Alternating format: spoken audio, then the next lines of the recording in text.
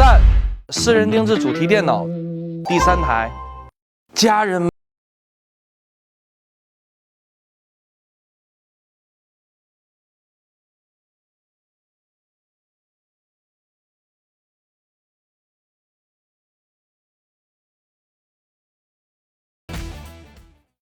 本期我们收到了来自人间天堂杭州市朱先生委托，用8万加预算打造一台能把硬件冻感冒的水冷主机，不仅散热要做到遥遥领先，就连颜值也要非常 nice。那不如跟随镜头来看看 BRO 是如何打造这台主机的呢？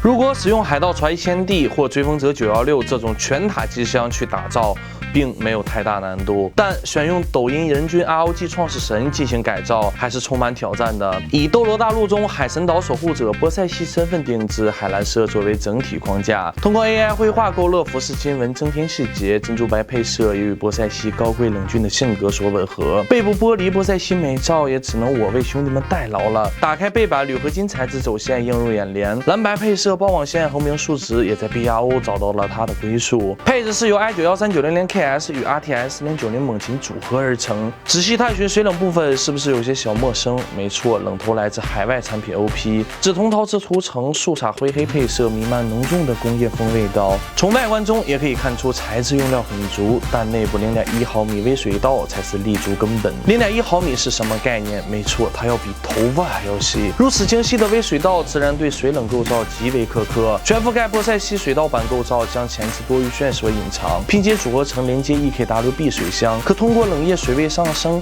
海神波塞西也就出现了。4个 BitPower 过滤器分布在显卡与 CPU 进出水位置，可大部分阻止细小灰尘。内部710毫米德尚批库 PWM 版本作为装饰品。你很疑惑为什么是装饰品？将镜头向左移动，谜底也就彻底解开了。在 PCI 钢一处预留孔位定制波塞西接头直连水道板，而连接处也是将 i91390KS 与 RTX 4090感冒的原因。是的，来自现版本最强散热，压缩机重达40公斤，1500瓦工作功耗，100毫米厚度冷排，配备12把猫头鹰风扇奠定散热基础。低于室温的硬件温度也无需担心水凝露的形成。根据室内温度和湿度，拥有一键防凝露，它的散热效能可以说是恐怖如斯。CPU 待机20度，显卡待机14度，好家伙，两人加一起都没有内存温度高。将 i91390KS 调节至5.9G 赫兹，R23全核心功耗接近300瓦测试下，普普通通的60度索然无味。镜头一转 3D Benchmark 测试 RTX 4090在500瓦功耗工作下，核心温度为31度，热点温度为36度，显存温度为28度。好家伙，这还是我印象当中的发热大户吗？